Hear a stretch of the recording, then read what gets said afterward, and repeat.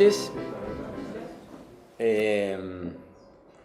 Estamos una vez más en nuestro ciclo de Verbum, Diálogos Públicos sobre Dramaturgia, que, como saben los que están presentes habitualmente, acontece todos los últimos martes de cada mes a las 19 horas, de marzo a noviembre.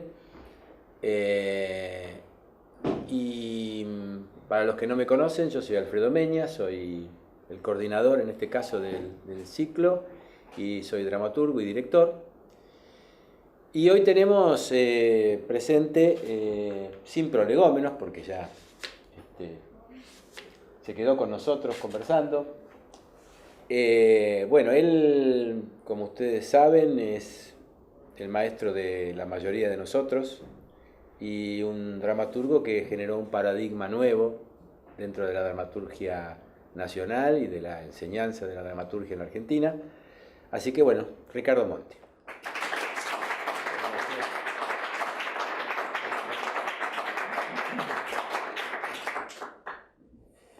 Bueno, Ricardo, acá seguramente debe haber gente que alguna que puede haberla visto, puede haberla leído, hablo de visita, pero debe haber mucha gente que no la conoce. Hablamos de una pieza emblemática de Ricardo que se estrenó en el año 77. 77, creo, sí. ¿Cómo fue el proceso de trabajo, de visita, y qué te pasó después? ¿Sabes? Yo te tengo que sacar este tema porque yo nací al teatro cuando fui a ver esa obra y me fasciné. Y te acordás que ahí comencé con las clases con vos y con Jaime Kogan en la dirección. Sí. Y como me pasó a mí, creo que vos lo sabés, hay toda una generación de gente que a partir de ver Visita es como que se le abrió un espacio nuevo, sobre todo además en aquellas épocas de la dictadura en que teníamos tanto poco lugar, ¿no? ¿Cómo fue eso? Sí, bueno, la consigna son preguntas, son respuestas breves o para establecer una charla. Sí. Y esto, qué sé yo, tiene una larga historia, pero bueno, básicamente Visita sí surgió, claro, es la obra que yo tengo más claro su nacimiento. Surgió de una noticia periodística policial. Recuerdo perfectamente el bar en que yo estaba, la mesa en que estaba cuando leí esa noticia en La Razón, en la de tamaño grande. Tamaño grande de esa época, en un bar de Constitución, ya demolido, digamos. Terminé de leer esa noticia, dejé el diario sobre la mesa y la obra pasó por delante de mi vista interior como un relámpago. ¿Se armó toda la historia? Absolutamente, lo vi íntegra, pero digamos, por supuesto que el disparador fue la noticia policial que estaba allí, que era específicamente un asaltante que tenía la modalidad de meterse en casas de matrimonios ancianos. Ajá. Y que, bueno, su modalidad era no dañarlos, sino hacerse atender durante toda la noche y después sí, irse con el producto de su asalto, de lo robado. Entonces, en ese momento apareció toda la obra, pero no apareció como una duplicación realista de la historia. Eso es lo que te iba a decir, porque nada que ver. Claro. Apareció, sí, la situación del intruso en una casa de ancianos y un enano. Eso te iba a decir, ¿y el enano de dónde surge? El enano que hacía Rubén Schumacher en el... Bueno, vos sabés que, justamente el hecho de parecer así es una especie, en esos casos, digamos, en que una obra aparece así repentinamente, es como un sueño. Y mucho más en el caso de Visita, que no tiene una condición onírica en sí misma, ¿no? Exactamente, no, una condición no realista. Claro. Entonces, a mí lo que me llevó trabajo y mucho tiempo, años, fue desentrañar ese sueño. Porque yo soy un autor que necesita saber qué es lo que está escribiendo. No es esto imprescindible para la escritura, es decir, un autor puede perfectamente obedecer a los mandatos de su imaginación, seguir la lógica propia de su imaginación y no tener que dar cuentas para sí, racionalmente, de aquello que está escribiendo. No es mi caso. Yo necesito saber. Perdóname, Ricardo, cuando vos decís necesito saber, Sí. ¿de qué proceso hablas? O sea, de conocer en detalle, ¿cómo es? De saber qué quiere decir eso que estoy contando. ¿Y a dónde vas? Sí, exactamente. Es decir, no puedo escribir una obra a ciegas. A pesar de que esto, ya les digo, en mi trabajo didáctico no lo planteo como una posibilidad importante, digamos, doy herramientas para que esto se produzca, pero no considero que es imprescindible para escribir una buena obra, ¿no? De hecho, en algunos casos, a algunos alumnos que tienen una absoluta incapacidad para pensar sobre lo que su imaginación les ofrece, yo descarto, les pido que descarten en el caso de que el pensamiento racional, conceptual, la conceptualización, intervenga en forma paralizante sobre el proceso imaginativo, bueno, no, dejen. La imaginación tiene un pensamiento. Hölderlin dice, el hombre es un rey cuando sueña y un mendigo cuando piensa, ¿no? Nuestro pensamiento pocas veces está a la altura de nuestra imaginación, porque en general estamos en un sistema de enseñanza y cultural en donde no se nos enseña a pensar, se nos enseña a saber cómo han pensado o piensan otros, pero no a pensar nosotros. Entonces, a veces es muy difícil entender el pensamiento de la imaginación, porque hay un pensamiento oculto en la imaginación. Bueno, entonces en el caso de Visita, por ejemplo, esto realmente me llevó muchos años desentrañar la hipótesis de conflicto fundamental y el pensamiento que subyacía a ese despliegue tan repentino, tan fulminante de imágenes. ¿Por qué el enano?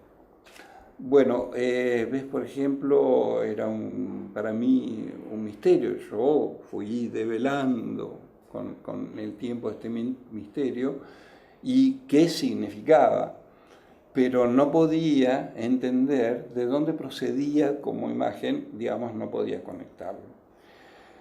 Un día fui de visita a la casa de una amiga a la que ya había ido muchas veces, una casa que en realidad le habían prestado a esta, una casa, un departamento muy antiguo, ¿no?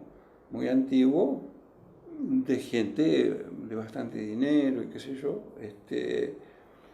y repentinamente en una pared me enfrento con un Prilidiano Pueyrredón auténtico, en donde aparece retratado el retrato de un matrimonio, al estilo obvio de la época, muy hieráticos ellos dos, y en el medio de ellos una criatura, ¿no? Una criatura, yo les diría, fantasmal. Como una especie de íncubo, parecía la imagen, ¿no? Como sí. Una cosa así. ¿Especie de qué? De íncubo. Hay sí. Perdóname, hay un cuadro, que no sé si vos te acordás, que yo lo usé como prolegómeno para una obra mía, que trataba de un demonio íncubo, que es un cuadro de un tal Fuseli, que es de un íncubo sentado arriba de la panza de una mujer, no sé si te acordás. Bueno, ¿Qué quiere decir íncubo? Íncubo es un demonio menor, es un demonio menor que... De carácter masculino. Que tiene, sí, y que tiene como único poder asumir la imagen del deseo o de las fantasías de deseos ocultos de una mujer. Claro. ¿No? Claro, está Bueno, el entonces, incubo y el sucubo, y el digamos. sucubo. El sucubo sería la contraparte femenina. Así es. ¿Y qué pasó entonces con ese niño? Entonces, en principio descubrí que ese era... ¿Pero cómo lo vinculaste con la obra, con el resto? Se ve que esa imagen quedó en mi inconsciente. Yo ese cuadro evidentemente lo había visto y no lo habría registrado específicamente, pero había quedado como marcado en mi inconsciente, en mi imaginación, y reapareció integrado a ese conjunto. Pero también, digamos, el tema central es que Pueyrredón, a quien había pintado cosas que se acostumbraba en la época, era un niño muerto de esa pareja. ¿Entiendes? Entonces... De esto te enterás después vos. De eso me entero después, claro.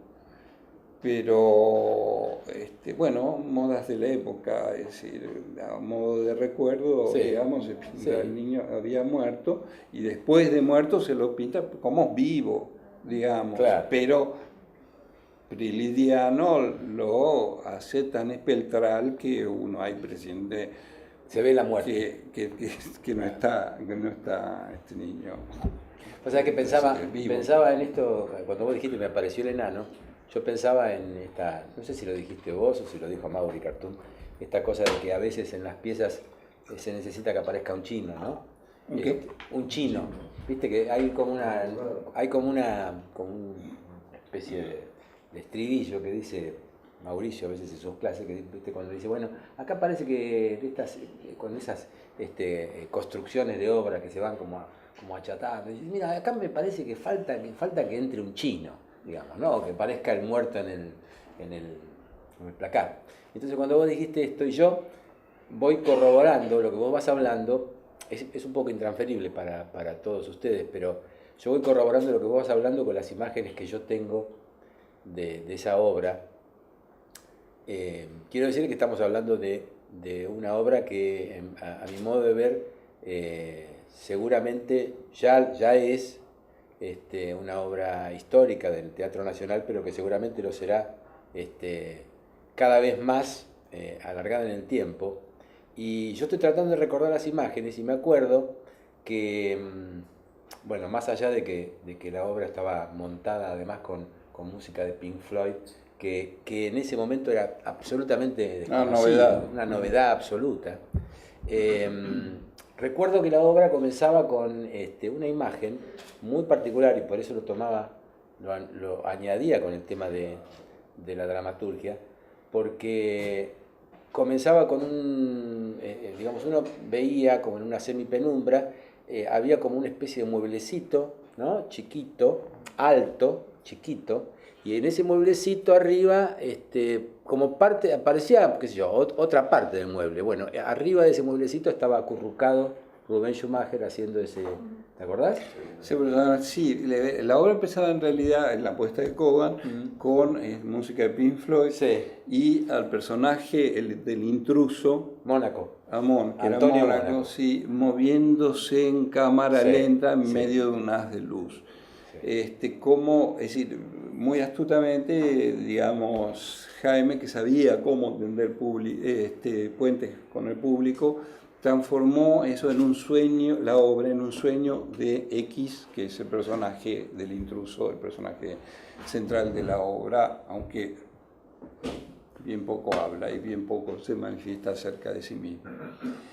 Digo astutamente porque en realidad yo no lo había, mi idea no era que fuera un sueño. Eso te iba a preguntar, porque yo siempre lo vi como un lugar onírico, pero... No, para mí era mucho más vago, que era el imaginario de X. Claro. Es decir, casi el inconsciente de X, pero no un sueño específicamente, ¿no? Sino el mundo imaginario ahí en el límite de la conciencia. Claro. Un lugar difícil para comunicar, digamos, ¿no? Que era totalmente onírica la obra, ¿no? Sí, hizo muy bien en traducirlo o retraducirlo así. Ahora, de alguna manera, el público está mucho más acostumbrado a espacios no realistas, y bueno, según le plantea las reglas de juego el autor, digamos, bueno, esto ocurre en un espacio imaginario, punto, o en el imaginario de alguien, y esto no asusta a nadie. Pero en ese momento era difícil, la obra, bueno, era considerada hermética. Para mí, ojo, yo no quiero escribir obras herméticas, detesto eso. Pero lo lograste. Pero no fue mi intención, para nada. Para mí era transparente como el agua. En esa época, para los que más jóvenes, en esa época, los que íbamos a ver Visita, veníamos de una etapa en general del Teatro Nacional con mucho realismo, con todos los hijos y nietos del sainete, hijos y nietos de cierto grotesco, etcétera, etcétera. La aparición de este tipo de materiales, y este material en particular, que fue emblemático, además porque fue emblemático no solamente por la pieza de Ricardo, sino por el montaje de Jaime, ¿no? Que se hermanó, hubo un maridaje ahí muy, muy fuerte. Sí, veníamos de hacer otra obra, sí, ¿no? Sí. Historia tendenciosa de la clase media argentina. Exactamente, pero era, digamos, como que tenía menos lugar surrealista, digamos. No, por supuesto. Y yo lo que digo es que me parecía que generó como una situación, yo me acuerdo de los comentarios, yo me acuerdo, me habré ido a ver 10 veces esa obra. Y yo me acuerdo que éramos todos como una especie de grupo, de gente que iba a verla y se extasiaba, y la mayoría de nosotros no entendíamos, que en realidad al principio no entendíamos qué pasaba, qué significaba. No era es decir, cuando uno quería hacer un registro así racional, detallado de la obra, pero era de una potencia y de una poética tan impactante. Acá veo algunos que asienten que la han visto seguramente. Era tan impactante eso, y además era como una cosa también que creo que nos pasaba también en la época de las clases tuyas y de Jaime Kogan en dirección, que estábamos en el año 77, entonces uno veía eso y siempre miraba un poco al costado porque decía, ¿esto estará pasando? O sea, no habrá problema, porque esto era como un lugar totalmente raro, sospechoso, ¿no? Y después de Visita, no sé si vino inmediatamente después, ¿vino Maratón después inmediatamente? Sí, después de Visita Maratón, sí. Visita fue en el 77 y la obra siguiente que hicimos con Jaime fue Maratón en el 80. Perdóname, me quedé con algo de Visita. ¿Cuánto tiempo tardaste en escribirla? Me da vergüenza decirlo, pero un montón de años. ¿Cuánto? Más o menos. 7 años. O sea que, fíjate, mucha gente la relacionó con que era una metáfora, que como que yo me había volcado a la metáfora por razones defensivas frente a la dictadura. Sí. Pero no, yo la había comenzado a gestar esta obra antes de la dictadura. No fue ningún intento solapado, digamos, ¿no? Esta obra era eso, y yo quería decir eso. E inclusive yo después encontré reportajes donde me sorprendió, digamos, la claridad que yo tenía en ese momento. Claro, venía de una etapa muy, muy politizada, ¿no es cierto? En los 70, una generación muy politizada. Este reportaje que yo le digo no es de la dictadura, sino anterior, mucho anterior, del 73, pongamos, en donde yo reclamaba por un espacio más específico para el arte y para la cultura, en el sentido que los tiempos de las culturas son distintos que los tiempos políticos. Los tiempos políticos tienen una urgencia que, bueno, la cultura no tiene. Entonces,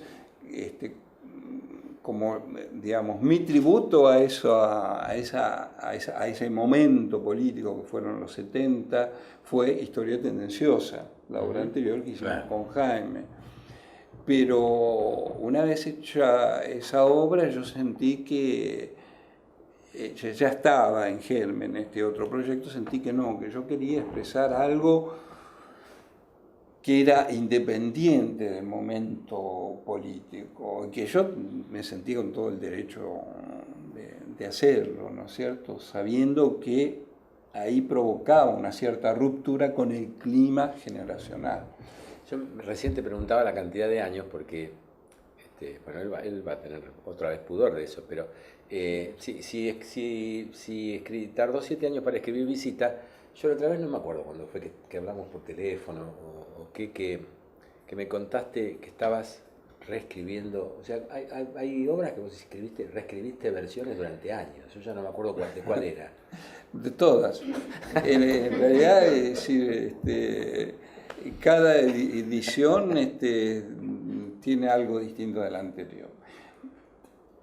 Hasta la última, o sea, los 3 tomos que hay de Corregidor, ya está. No toco absolutamente mal.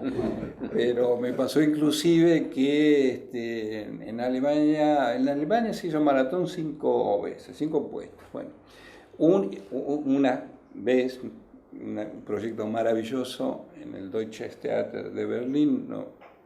Se concretó por esa tremenda exigencia germana, digamos. Bueno, el director se empecinó a tener 14 actores determinados de Deutsches Theater, que es un teatro muy importante, 200 actores, imagínense, y de primerísima línea. Pero él quería específicamente a 14 de ellos, y bueno, algunos no estaban disponibles, porque bueno, un teatro múltiple que tiene muchas actividades, y esto era inclusive fuera del teatro, un espacio nuevo, una especie de cabaret de principios del siglo XX que habían, ¿cómo se dice? Remodelado. No, remodelado no, sino vuelto a su origen. Hay una palabra. No, ¿Restaurado? Restaurado a su momento. Y era ideal absolutamente para hacer maratón. Bueno, era un proyecto maravilloso. Y este autor me dice, pero él leía español. Pero yo encontré, no hablaba, pero nos comunicábamos igual por algo de alemán chapurreo. Y él un poco de español entendía que leía.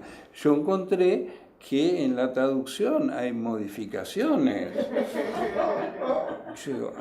Y yo no me acordaba de esto. Y él se las atribuía a la traductora, que además era una persona... Traductora. Claro, pero que era una persona, una señora, bueno, habla un perfecto castellano, traductora excelente. O sea que era insospechable, digamos. Insospechable, pero que como de clase alta, ¿no? Una mujer de clase alta. Entonces se desconfiaba de que esta mujer, por razones de clase, había hecho esas modificaciones. Había cuestiones ideológicas. Por cuestiones ideológicas. Y yo me quedé de lo más sorprendido, y después porque no entendía bien cómo podía hacer esto, porque yo la había chequeado, digamos, la traducción. Y después me acordé, claro, eran modificaciones que yo había hecho a efectos de esa traducción, y lo que se publicó fue eso. O sea que todas las... hay distintas traducciones, ediciones de mis obras, no hay una que esté igual a la otra. Pero ya les digo, ese término... ¿Maratón la escribiste cuando todavía estabas con Visita? No. Ya habíamos estrenado Visita, eso fue un proceso más breve. 2 años. Solo algunos pocos años. Sí, sí, un par de años. Y esa sí está totalmente inscripta dentro de la experiencia y la vivencia del proceso militar. Claro, claro. Es así, es más, yo diría que en lo que me influyó mucho en ese momento fue una película polaca maravillosa que se llamaba, yo no recuerdo el nombre del director, se llamaba La tercera parte de la noche. Y era una película sobre el momento más crudo de la ocupación nazi de Varsovia, en el momento en que la noche más profunda, o sea, cuando el mal había triunfado en forma irreductible, digamos, en el mundo, ¿no? Era un mundo gobernado por el mal. Esto se dio, esta película se dio durante la dictadura, y esto fue algo que me influyó mucho. En esta película y cuenta cómo se va en medio de esa noche, ¿no? En medio de la derrota más absoluta, se va gestando un núcleo de resistencia conducido ¿por quién? Por un ciego. Es una película terrible, pero bellísima, digamos, ¿no? Y bueno, y esa era mi sensación en el proceso militar. Yo estaba ahí, estaba en medio del triunfo del mal, ¿no es cierto? El mal en la tierra, que es un tema que me preocupa mucho porque el siglo XX ha sido el siglo del mal sobre la tierra. Es el siglo de los genocidios. Empezamos con el genocidio armenio, seguimos con el genocidio judío hitleriano, más los 50 muertos de la Segunda Guerra Mundial, y con distintos genocidios distribuidos por todo el planeta, incluida la Argentina, digamos, ¿no? De modo que el tema del mal es un tema que sí me preocupa profundamente, y bueno, ahora de alguna manera la novela que hace tantos años que estoy, mi novela eterna, digamos, es central. ¿Ya estás terminando? El tema del mal. ¿O te faltan unos años? Mira, sí, llegué por fin al último capítulo. Tengo que confesar, estoy un poco deprimido por eso, porque tenía súper anotado, pensé que en una semana lo liquidaba, porque tenía 60 páginas de anotaciones, un capítulo de aproximadamente 50 páginas.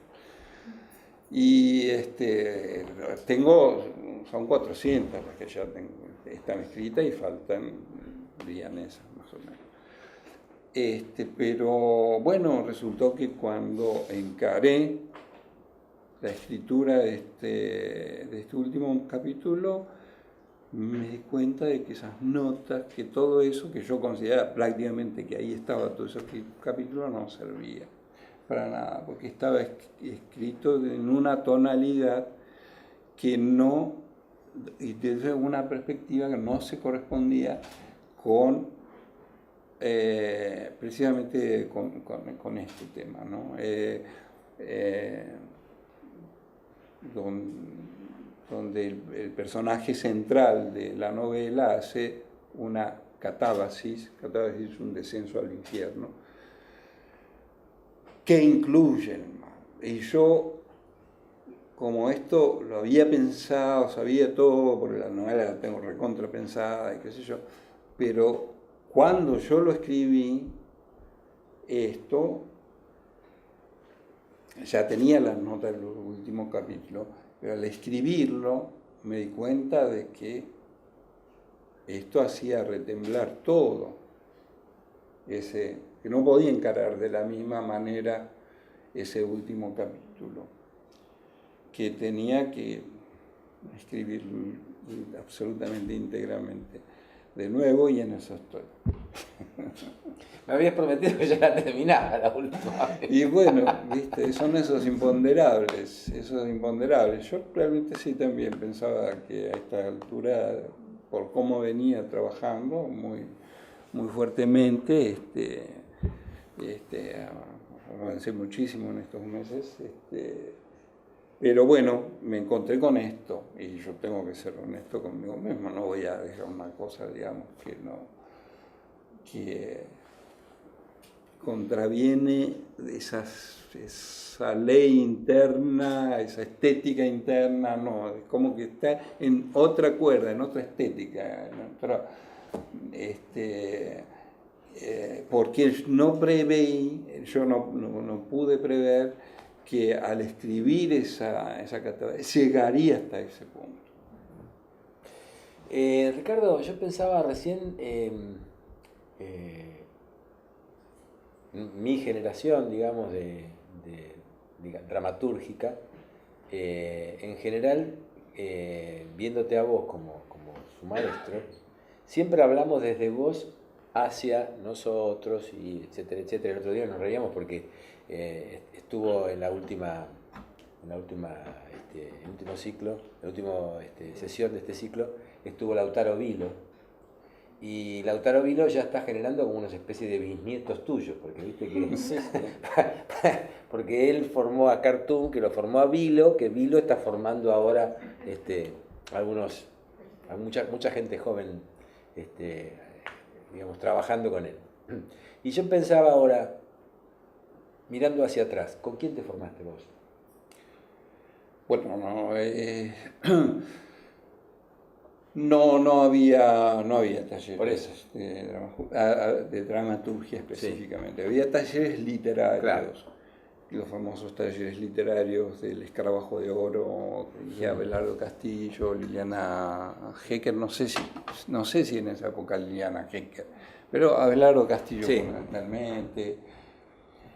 Yo después me enteré que Pablo Palán, un autor y un sí. crítico, una persona muy apreciable realmente. Cuyo hijo también es dramaturgo. Sí, Jorge Palán. Tenía una especie de seminario en Argentores, pero yo nunca supe de él. Sí. O sea que vos te formaste, digamos, como en un contexto de escritura literaria. Sí, completamente. Además mi vocación era la literatura en general y para mí siempre el teatro fue un género literario y sigue siéndolo. No, sí, nos consta a todos nosotros. Sí, no. ¿Y de dónde surge esta cosa de tu especialización, digamos? En teatro, sí. A través de mi contacto con la experiencia teatral.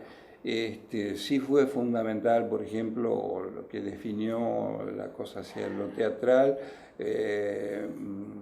ver Esperando a Godot, una apuesta maravillosa de Roberto Villanueva, en el Instituto de Arte Moderno, con Petraglia y Leal Rey haciendo Vladimiro Estragón, que la fui a ver 2 veces, totalmente deslumbrado.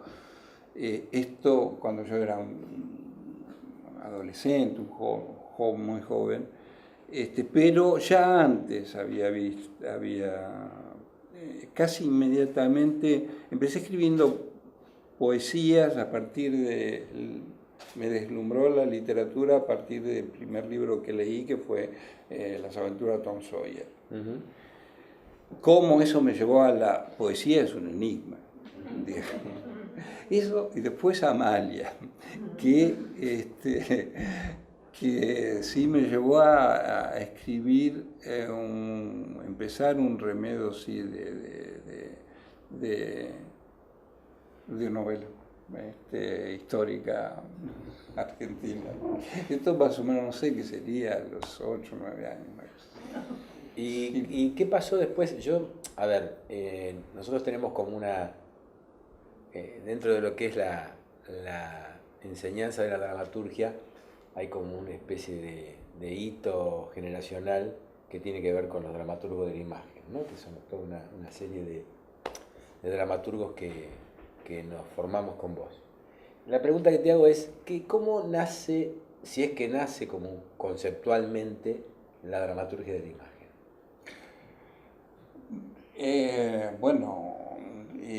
O sea, es un concepto que vos gestaste previamente, porque cuando yo, Cartoon, Robner, sí, todos nos formamos, eso ya estaba en tu cabeza. Eso. Sí, claro. Bueno, a mí me costaba mucho escribir teatro. O sea, yo, mi formación, ya les digo, era literaria en términos generales. Esto se manifestaba en poesía y se manifestaba en relato, digamos, ¿no? Pero me atraía mucho el teatro también, no solamente a través de la experiencia esta de Beckett, sino por una experiencia infantil también cercana a mi lectura de Tom Sawyer, que fue, bueno, un espectáculo comercial que me llevó a ver mi familia, no recuerdo bien, pero sí deslumbramiento que me produjo el escenario, ¿no? Esa cosa del lugar oscuro y de pronto se hace un telón y aparece un mundo brillante y destacado y especialmente iluminado. Y eso es un recuerdo absolutamente imborrable y fascinante. Y eso ya desde muy chico me llevó al tema del teatro. Recuerdo haber intentado escribir obras, parece que inclusive dirigí a un grupo de chicos del barrio. Yo mucho no me acuerdo de eso, pero tengo una amiga que mayor que yo que sí se acuerda de esas cosas y me lo trae cantando a la memoria.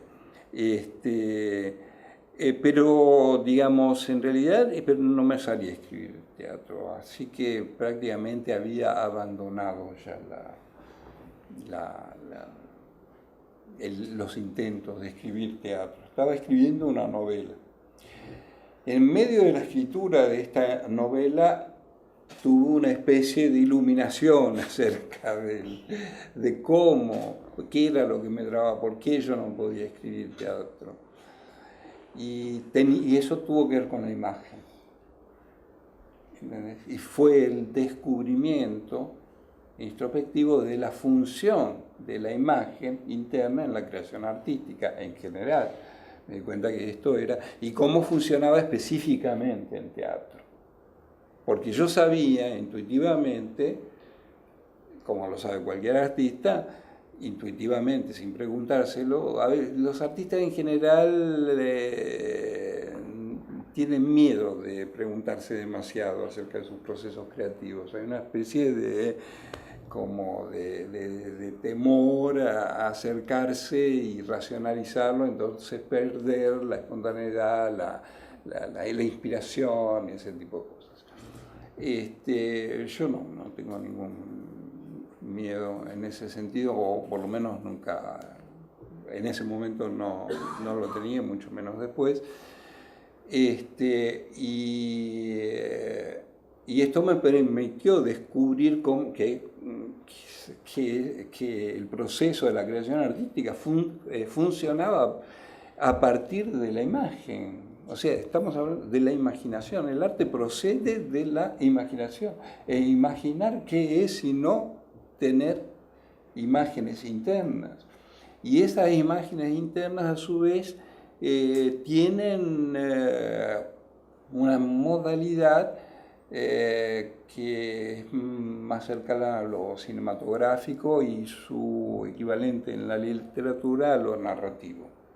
Digamos. Para transformarlo esto en teatral hay que dar un segundo paso, sobre la imagen, y se lió con esto. Está bien.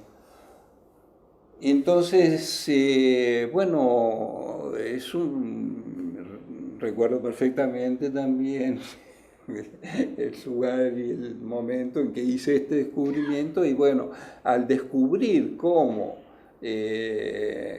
era escribir teatro a partir y esto era a partir de la imagen, toda la novela que estaba escribiendo se transformó en mi primera obra, porque descubrí el espacio escénico, que es una cosa distinta para el dramaturgo que el escenario.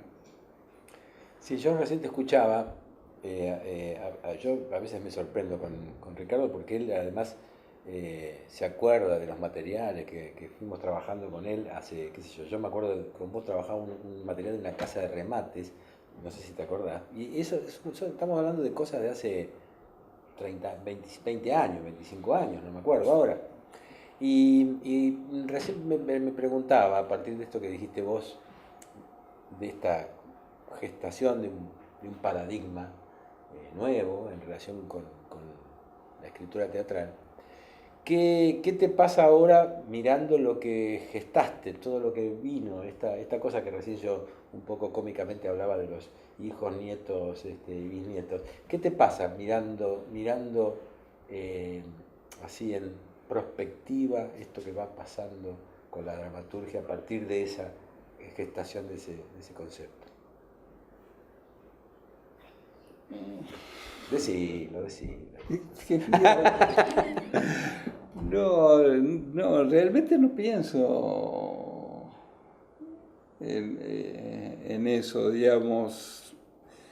Estoy, digamos, que mi pensamiento ahora se centra en la novela. Después que termine la novela, por ahí me pongo a pensar en eso, y escribo una autobiografía literaria, pero no, realmente no. No te ocupas con eso. No. ¿Qué puedo pensar? Es decir,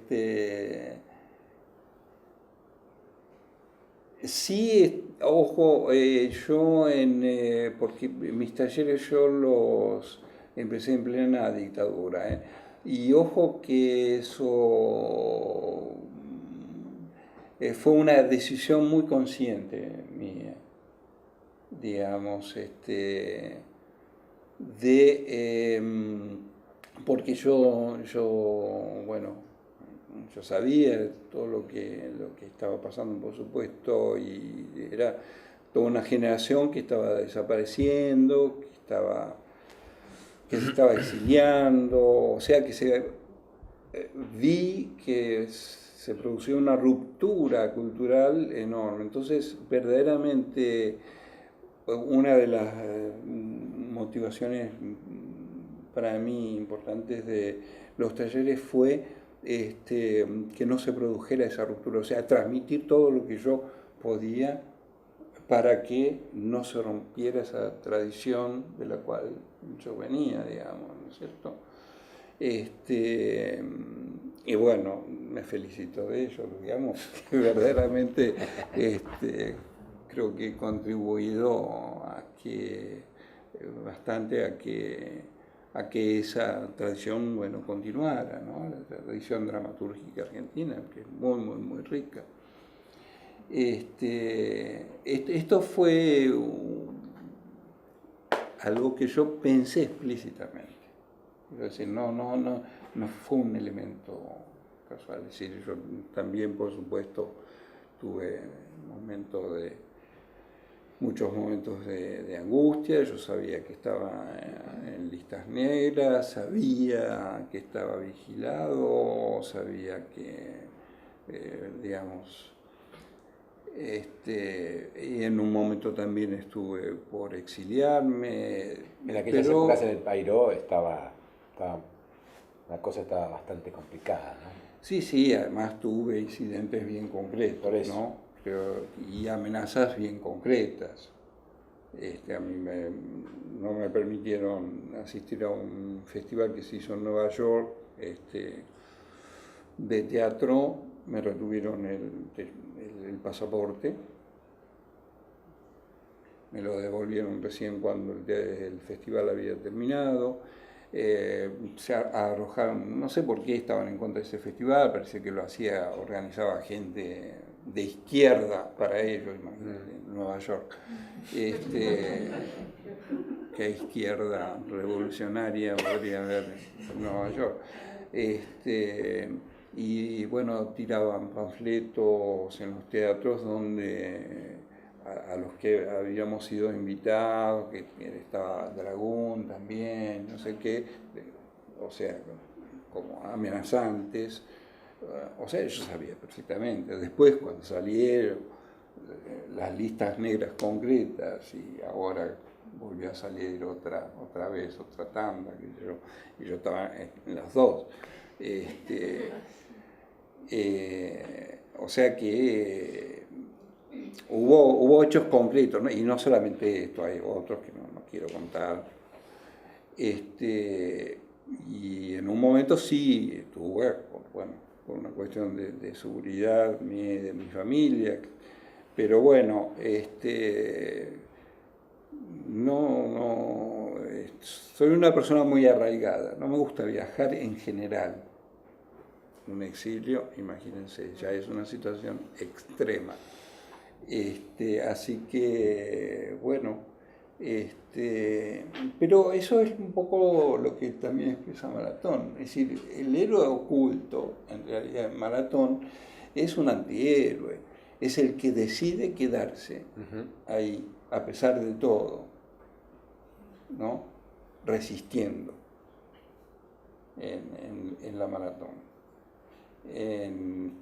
Frente al poder y al despotismo ejercido por el poder, él decide, ¿no? Quedarse ahí como una forma de resistencia. Y el que se va, que es el joven, en realidad es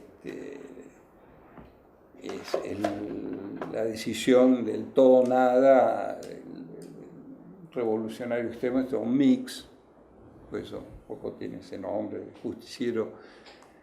En realidad es un seudónimo que se pone, pero irse dentro de los términos de la obra es inmolarse. Estos días vi justamente esta película Infancia clandestina, que no había visto. Sí, cuando estuve dando la encarnación. Y se dio en la televisión pública. Y verdaderamente era, sí, muy conmovedora, está realmente muy bien hecha. Me encantó ver una película tan profunda, ¿no es cierto?, que nos permite reflexionar y pensar tanto. Porque es una cosa terrible en los canales de cable. Uno lo único que ve son películas ultranacionalistas norteamericanas. Pero realmente es lo que consume la gente. Claro, después que nos vamos a extrañar que senadores y diputados voten en contra del pago soberano. Si son patriotas norteamericanos, porque no nos damos cuenta, pero estamos bombardeados permanentemente. Yo les pido, rehagan, recorran, lo único que se ven son películas norteamericanas. En todas las películas norteamericanas hay una bandera norteamericana porque creo que hay una ley que los obliga a eso. La bonificación, un pago. Hay un subsidio. Sí, exacto. Hay un subsidio adicional. Por poner escenas con la bandera. Exactamente. Pero no solamente eso, sino vean la cantidad de presidentes amenazados por coreanos, por mafia rusa, en fin, los enemigos de turno, ¿no? Y el ultranacionalismo que destilan esas películas es algo que la gente está absorbiendo todo el día, porque ahora la gente ve cable. Bueno, vos sabés que entre medio de toda esta cuestión, nosotros en todas las sesiones de este ciclo tomamos varias cuestiones un poco emblemáticas y este paquetito, esta cajita que vos ya chusmeaste antes. Sí, mi curiosidad. Lo primero que hizo fue agarró y miró, ¿no? tiene una serie de objetos del cual le damos uno a cada escritor que viene, que son esta clase de plumitas que tienen que ver con una cuestión emblemática de la escritura. Y le damos una a cada uno en un saquito como este. A nosotros nos están faltando 2 escritores en este ciclo, octubre y noviembre, que van a venir, Patricia Zangaro y Tato Pavlovsky. Y la realidad es que para mí vos sabés que fue una gran emoción que vos estuvieras presente acá. Y lo que quería era invertir esta situación, porque dije, bueno, voy también a trabajar con lo emblemático. Y entonces voy a separar 2 plumitas que voy a dejar para los compañeros y colegas que vienen, y te voy a regalar la cajita. Bueno, te agradezco muchísimo. Bueno. Muy lindo regalo. Gracias. Bueno, ahora sí, entonces, a pesar de que nosotros en general tendemos a continuar con el diálogo un poquito más tiempo, creo que este tesoro que tenemos hoy para poder hablar amerita que hagamos el cambio de iluminación y que abramos la sesión a las preguntas o reflexiones que haya de parte del público. Así que les voy a pedir, ahí mira, ya empiezan a levantar la mano. Les voy a pedir entonces que...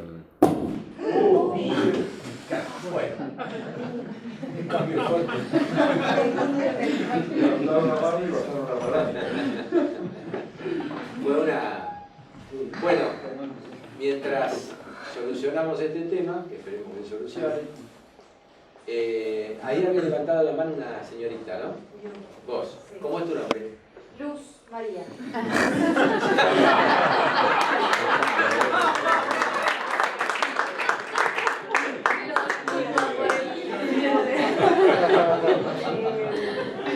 Luz.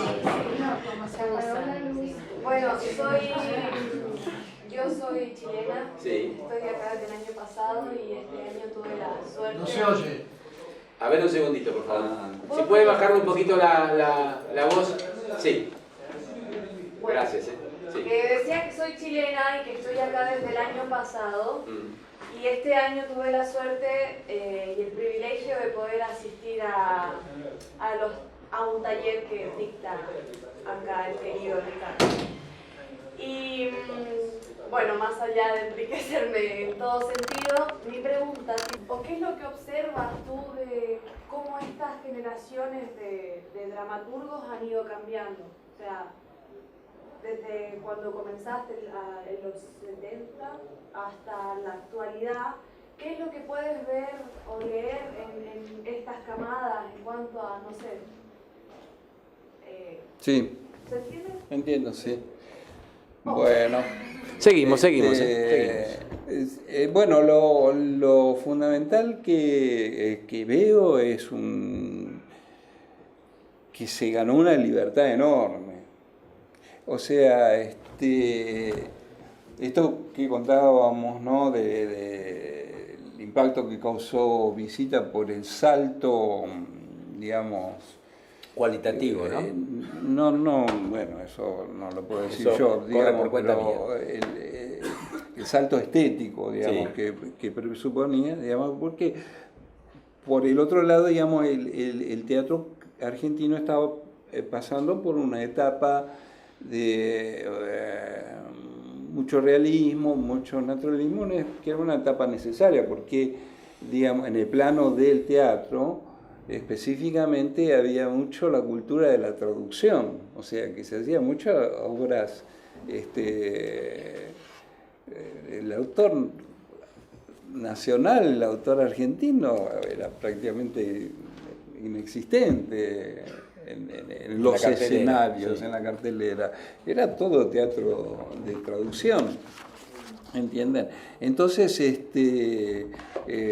bueno, este teatro, digamos, naturalista, o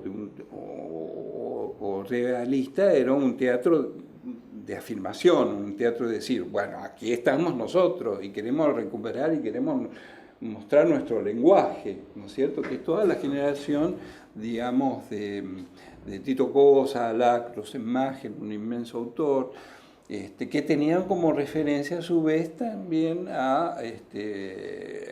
como que ellos reconocían el gran maestro de todos ellos, que era Gorostiza, digamos, y el Puente y todos ellos. Yo, la verdad, yo venía desde otra estética. Yo no pretendía confrontar, ojo, con la estética realista, naturalista del teatro argentino de la época, sino que simplemente estaba en otra generación.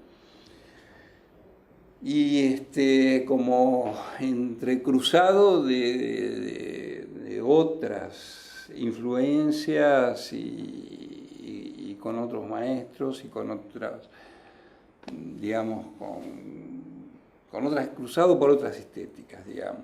Entonces, bueno, yo surgí con lo mío porque yo escribo desde mi libertad. Escribo lo que se me da la gana a mí. Y no importa, digamos, si esto está a la moda o no está a la moda. Si yo me acuerdo, es decir, el equivalente en la época eran estos talleres literarios. Yo alguna vez, alguna reunión fui, recuerdo que una vez se leyó un cuento mío y le dieron con un hacha, pero tremenda. Y bueno, y aquí estoy, digamos, de alguna manera, de todo ese grupo de muchachos, quien se sostuvo en su actividad artística muy fuertemente fui yo. Porque influye mucho, digamos, las modas circundantes. Y yo, francamente, nunca les di bolilla a las modas. La novela que estoy escribiendo ahora, no sé a cuántos les va a gustar, pero supongo a poca gente, porque es una novela con una temática que no sé si va a interesar, que es la del hombre con la trascendencia. Bueno, entonces, la relación entre el hombre y la trascendencia. Bueno, me importa un bledo. O sea, no escribo lo que yo necesito verdaderamente escribir, en el sentido de dejar mi huella en la transitoriedad. Eso es francamente estúpido que uno entonces escriba para copiar a otro, para remedar a otro. No. Si escribir o el arte en general lo que quiere es eso, es dejar huella de, ¿no es cierto? Porque en ese sentido la individualidad es absolutamente intransferible. Yo siempre le digo a mis alumnos, miren, si Einstein no hubiera descubierto la relatividad, lo hubiera descubierto González, no importa quién, pero eso estaba en el aire de la época. Pero si a Cervantes lo hubieran matado en la batalla de Lepanto en vez de quedar manco, el Quijote no lo hubiera escrito nadie. No existiría el Quijote. Imagínense la vida sin el Quijote. No, entonces, cada autor tiene que buscar eso, esa huella que no importa. Después el mundo haga lo que quiera.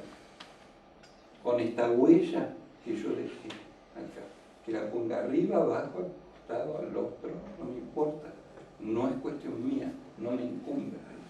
Yo lo que quiero es escribir lo que me gusta, obviamente pensando en el otro, porque escribo para el otro, no es que escribo para mí, porque en mi época también había una disputa acerca de eso de escribir para uno, para el otro. No, para uno no se escribe, eso es absurdo. Es como hablar solo. Inclusive el que habla solo en realidad está hablando con un interlocutor interno. O sea, se escribe y se escribe para el otro. Y hay otra anécdota muy linda que me enteré hace poco, que yo soy un maniático bachiano, que escucho Bach todos los días he escuchado la obra íntegra de Bach, y la sigo y seguiré escuchando hasta el último de mis días. Y bueno, pero hace poco me enteré de una anécdota muy interesante, y es que a Bach por supuesto, en un momento le surgió un contrincante, otro músico que previamente lo había elogiado y de pronto empezó a criticarlo, pues empezó a seguir. Los dos escribían para la liturgia luterana. Entonces, ¿qué era lo que le criticaba a este otro músico que se llama Matheson? Díganme ustedes si alguien conoce a Matheson, ¿no es cierto? Como músico, no, sí.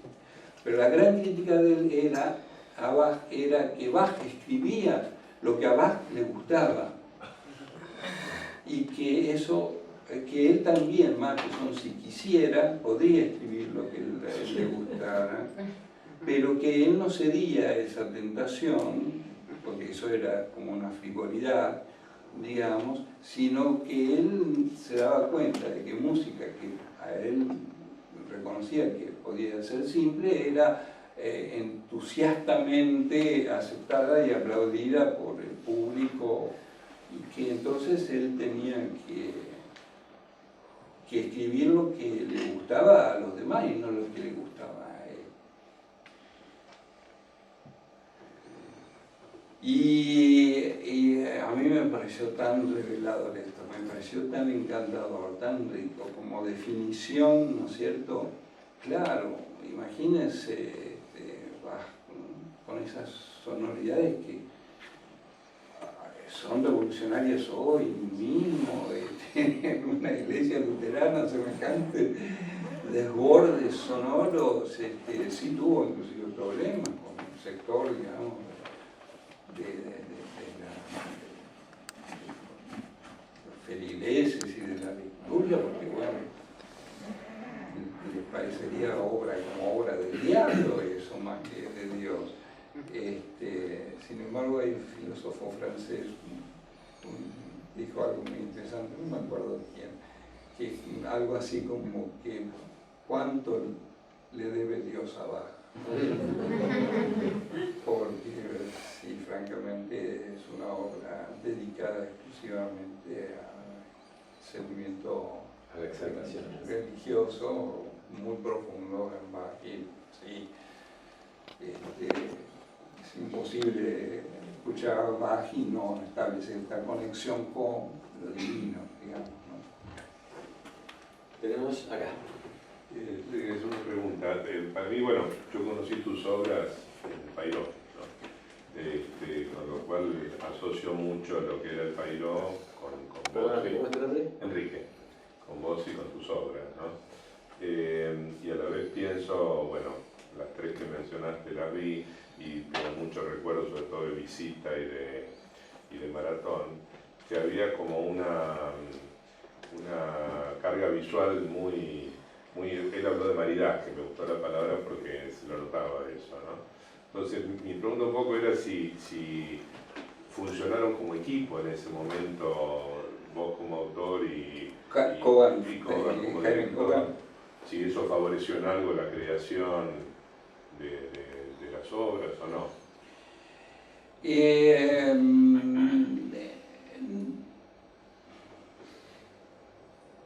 Jaime era un enorme director, realmente. Él, digamos, yo con el tiempo cada vez lo valoro más, justamente en comparación. Y a él le costaba mucho encontrar las obras para que tenía que dirigir. No dirigía más de una, a lo sumo, pero exagerando, 2 obras por año, por lo que le costaba el proceso creativo intenso que para él significaba. A él le gustaban mucho mis obras. Él las esperaba ansiosamente.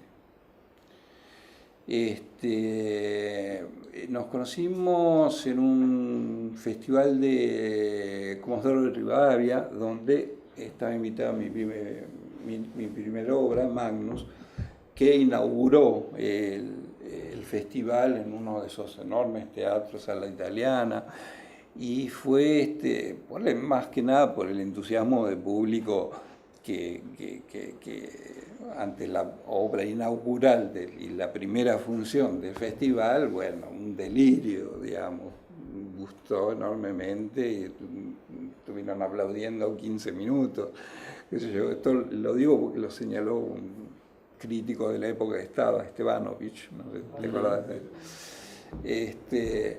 Bueno, y él y estaba invitado Kogan, pero no con una obra, sino para dar charlas, seminarios, ese tipo de cosas. Y después nos encontramos, nos cruzamos así casualmente en Corrientes y fuimos a tomar un café y él estaba con un proyecto de hacer, que se le había caído, hacer Operación Masacre en improvisaciones, y me propuso si tenía yo una idea para trabajar así. Entonces, bueno, ahí surgió, digamos, yo me venía rondando la idea de historia tendenciosa, y entonces le propuse esta idea y a él sí le gustó. Pero, digamos, era una obra que yo digamos, de tipo alegórico, político, que yo tenía pensada y que fui escribiendo a medida que se ensayaba. Y yo participaba también en los ensayos. Y algunas cosas luego quedaron de las improvisaciones, pero como improvisaciones en el espectáculo. Eran momentos de improvisación donde en un solo caso una actriz que no se animaba a interpretar, yo, digamos, retraduje su texto, pero esos eran los momentos de improvisación. Ahora, a partir de allí, ya yo le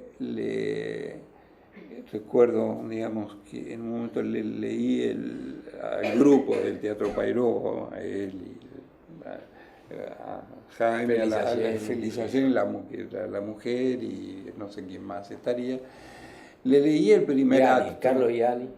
No, en ese momento no estaba. ¿Todavía no estaba Carlos? No. Les leí el primer acto de Visita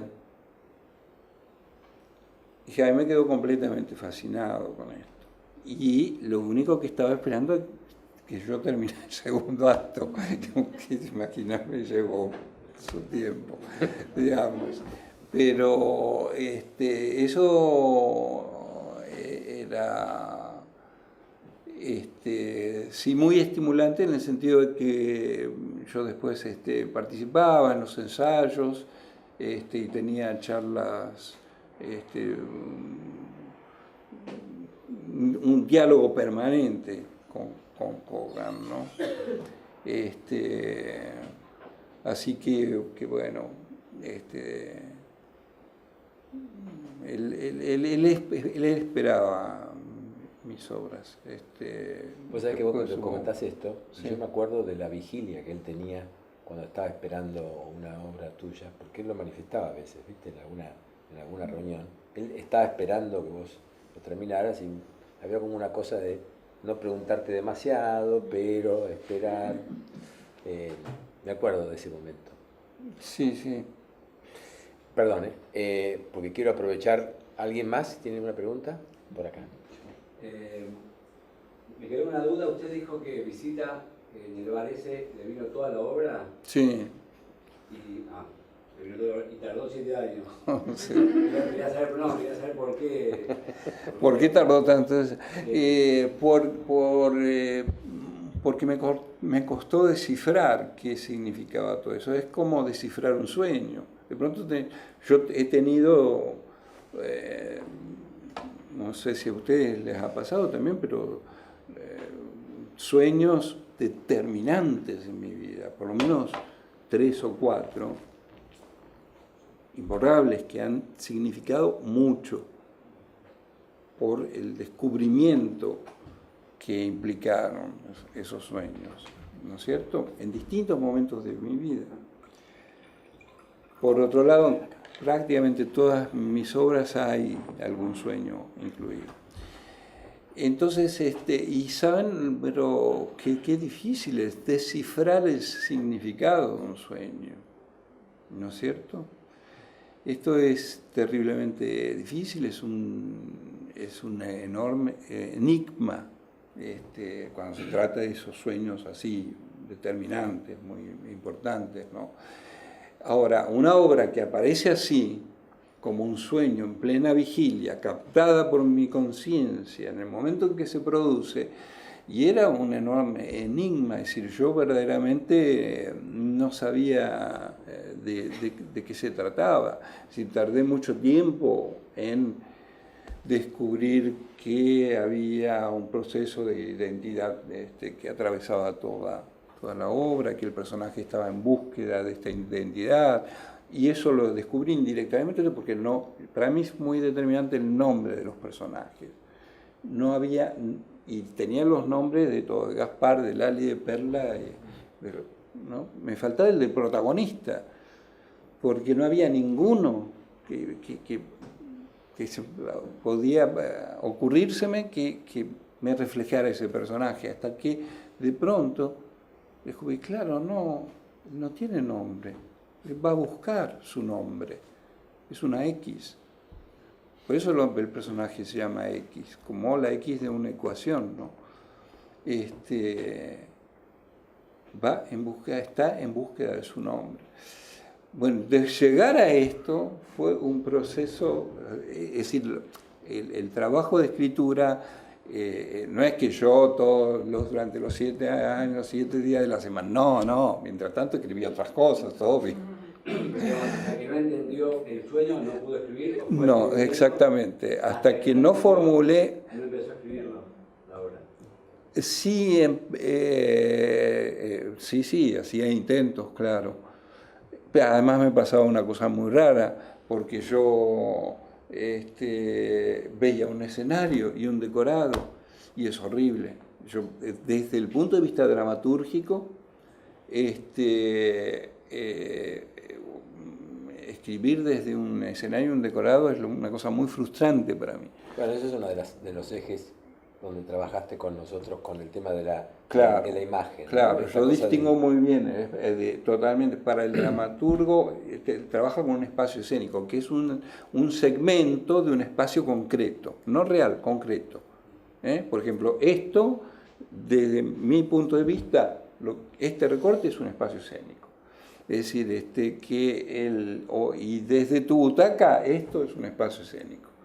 ¿Entendés? O sea que es un segmento de un espacio concreto visto desde un lugar inamovible. Porque la imaginación no, Rosa, si vos cuando recuerdes, ¿no?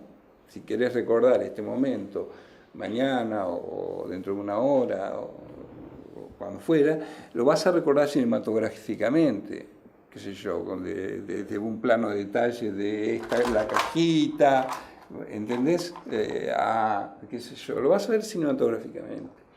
Y ese es el modo natural de la imaginación. El teatro requiere un segundo paso, que todo eso que yo veo cinematográficamente lo tengo que volver a ver, pero desde un punto de vista fijo, a una determinada distancia, que para cada autor será distinto, pero recortado no por un escenario, porque ahí uno si escribe desde un escenario, ¿qué historia tiene un escenario?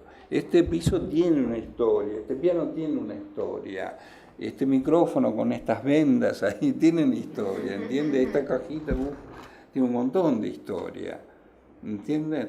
Pero el escenario es un espacio abstracto, casi un personaje, aséptico, ¿no? Claro, un personaje de una obra mía dice la sublime abstracción del escenario y un decorado, ¿qué historia tiene? Es un decorado. Entonces, de ahí salen diálogos de decorado, donde se te meten todas las convenciones del teatro que has visto, ¿entendés? La única forma de liberarse de eso, de todos esos estereotipos teatrales para el dramaturgo, es situarse frente al espacio escénico como un espacio, segmento de un espacio concreto desde un punto de vista fijo. Bueno, ahí apareció mi parte insistente didáctica. Pero, ¿cuál era la pregunta? Perdóname, ahí empezaste a explicar un poquito, ¿ves? Lo de la dramaturgia de la imagen y tus obsesiones respecto de algunas cuestiones, ¿no? Pero ahora hay un género que es una especie de hibridación, digamos, entre puesta en escena y dramaturgia, y que me parece completamente legítimo, o sea, donde que generalmente es de directores que escriben o autores que dirigen, más de directores que escriben que de autores que dirigen, porque autores que dirigen ya pueden discriminar ambos roles. A mí me parece ideal eso. Eso es lo que hace Mauricio Cartún. Sí, de eso hemos ido hablando mucho en este ciclo, porque vinieron varios, ¿viste? Estuvo Javier Daut. Sí. Bueno, como siempre decimos, después de una última pregunta, bien cortita si puede ser, siempre decimos que, ahí tenemos, lamentablemente con esta luz no puedo verlo muy bien, pero ahí vi que hay una persona que está pidiendo preguntar. Después seguramente si Ricardo cuenta con un ratito, cuando terminemos con el tema del libro y etcétera, etcétera, subiremos a tomar un vinito y si alguno tiene alguna pregunta o reflexión más para hacerle a Ricardo, y Ricardo puede, lo conversará. Hacemos la última. En el Teatro Pairó, un teatro pequeñito con el cual trabajaste con Jaime Kogan tanto tiempo, yo imagino que te resultaba difícil sobrevivir. Económicamente, dice usted. Sí. Luego, hablaste de tu experiencia con respecto a Alemania en el exterior. Tal vez podrías contarnos otras experiencias en otros países, si las tuviste. Yo pienso que sí, tal vez. Y la tercera es cuando empezaste a hablar... Vamos a hacer una sola, porque si no... Sí, una cortita, por favor. Dale. Y cuando empezaste a hablar del pensamiento, ¿qué opinas del pensamiento único que estuvo rondando por...? ¿Del pensamiento único? Sí. Se habla de pensamiento único, a nivel político me refiero, ¿no? ¿Viste que a nivel del neoliberalismo. Sí, todo eso. Y digamos, bueno, mi generación está cruzada, digamos, con un hecho determinante que es la caída, el fracaso del socialismo como experiencia concreta, digamos, como experiencia, digamos, en la realidad, y el triunfo de este capital que bueno, ahora vemos que se despliega tan insolentemente, digamos, ¿no? Yo, digamos, no sé, yo siempre fui muy escéptico, de modo que, digamos, con el tema del socialismo, si bien yo era de izquierda y me definía hacia el socialismo, obviamente, y hacia la izquierda, pero bueno, nunca, a pesar de que milité en partidos de izquierda, qué sé yo, y estuve cerca del maoísmo en algún momento y todo eso, pero siempre con un matiz de escepticismo que yo tengo, ¿no? Y que se ve en mi primera obra, ya se ve claramente, Magnus está ya un tanto escéptica acerca del ser humano. No me destruyó, hay gente que la destruyó, porque bueno, cifraba todas sus esperanzas en la humanidad, digamos, en el triunfo del socialismo. Yo, digamos, siempre tenía un rinconcito escéptico, de modo que no me hizo tanto daño. En un momento llegué a pensar, bueno, ¿será así? Entonces, ¿será que un sistema así, este sistema capitalista, es más apto para la naturaleza humana? Pero después me di cuenta que no, o sea, se los digo en el sentido de que yo me doy toda la libertad de pensamientos y no me gustan ningún tipo de dogmatismo, ¿no? O sea, me formulé honestamente esta pregunta, bueno, esto querrá decir que verdaderamente el capitalismo es una cosa más afín a la naturaleza humana que el socialismo. Pero después, muy rápidamente me di cuenta que evidentemente si es así, si es el caso de que esta es la naturaleza humana, bueno, hay que encontrar un freno, porque este capitalismo salvaje, desbocado, ilimitado,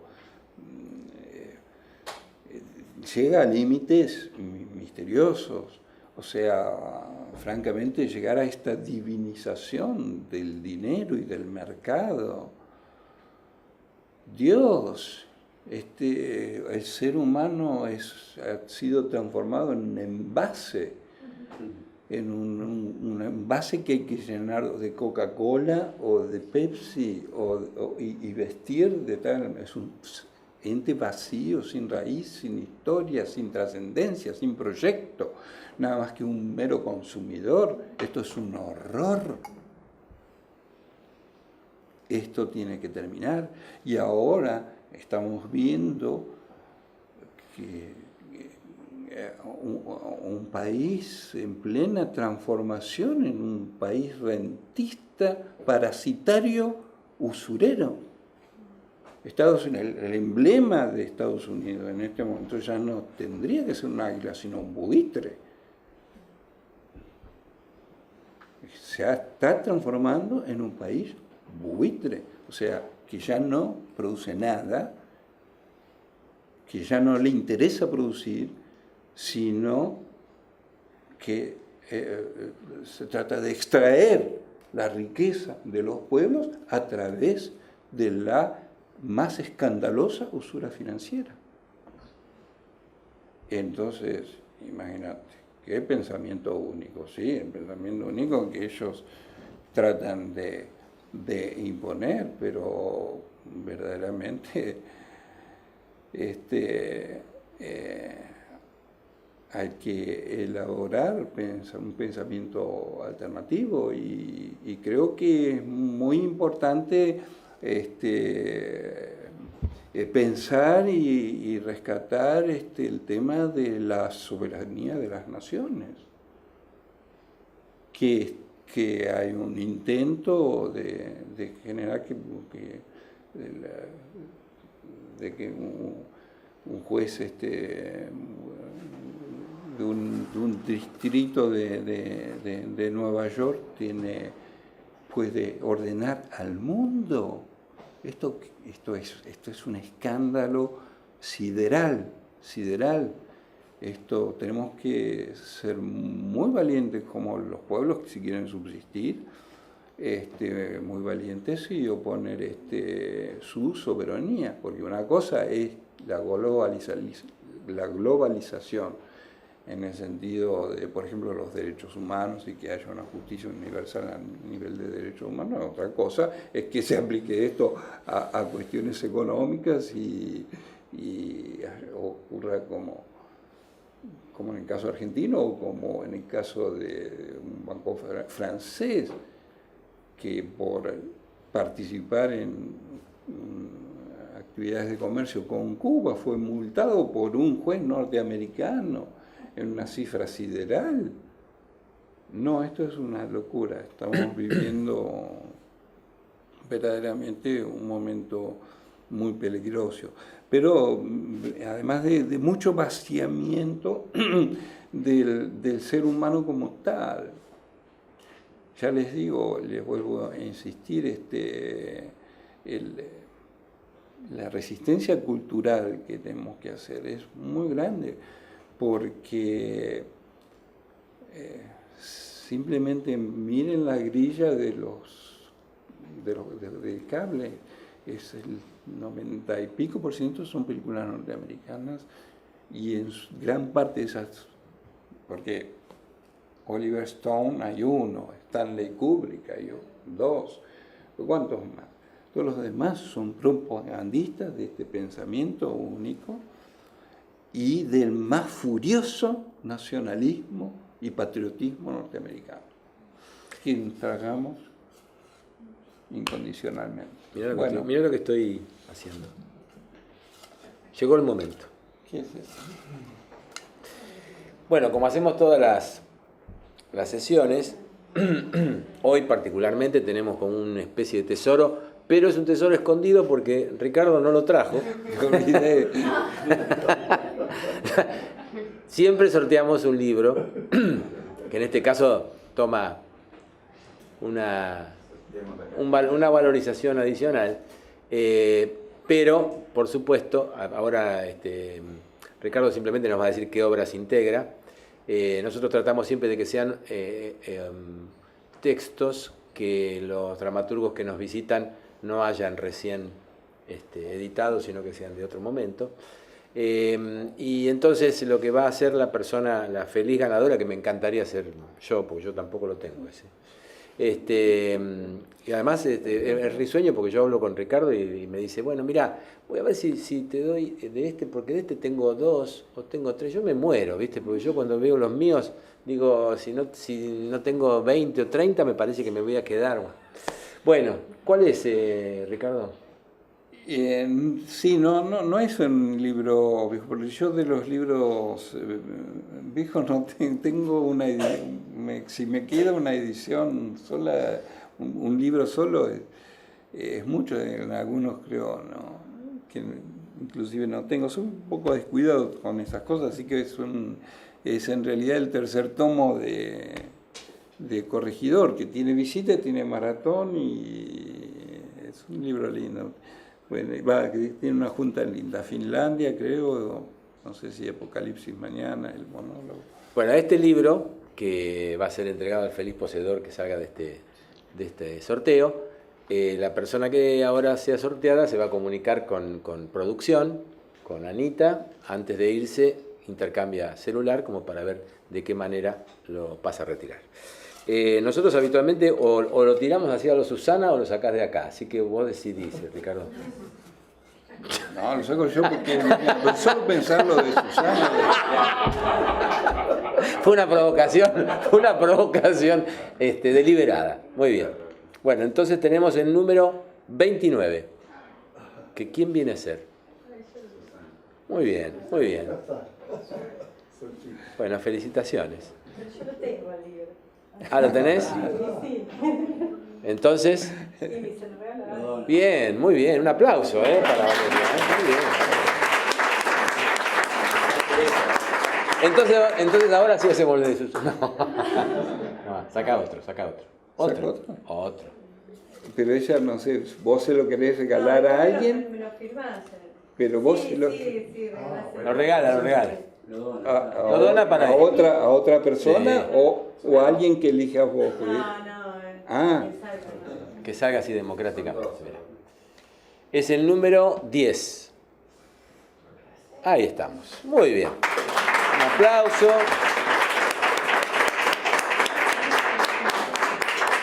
Gracias, Valeria. Bueno, entonces tenemos el número 10, que te lo doy, Anita. Para Ricardo, queremos decirle que como hacemos todo, ya lo chusmeó también porque estuvo tocando todos los libros, todo. Muy curioso.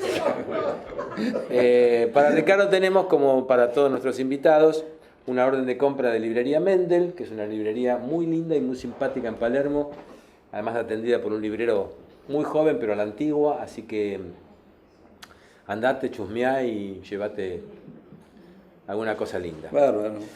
Bueno, nosotros siempre agradecemos al museo por la contención que da a este proyecto, al equipo, a Lucas Machone en la dirección de arte, a Anita Meña que está en la producción general y a Maya Maschiovecchio que está en asistencia de dirección. Es un equipo que trabaja mucho para que podamos conseguir hacer esto. Quiero decirles que la próxima sesión, que va a ser con la primera dramaturga, también por supuesto, como no puede ser de otra manera, ex o discípula de Ricardo, va a ser el día 28 de octubre con Patricia Zangaro. Es el último martes de octubre, como todos los años, como todos los meses, a las 19 horas. Y además, quiero decirles, aprovechando que justo hoy tenemos a Ricardo, quiero decirles que tenemos una noticia, que es que, tomando en cuenta el auspicioso inicio de este ciclo durante todo este 2014, vamos a adelantarles que tenemos confirmado nuestro Verbum 2015.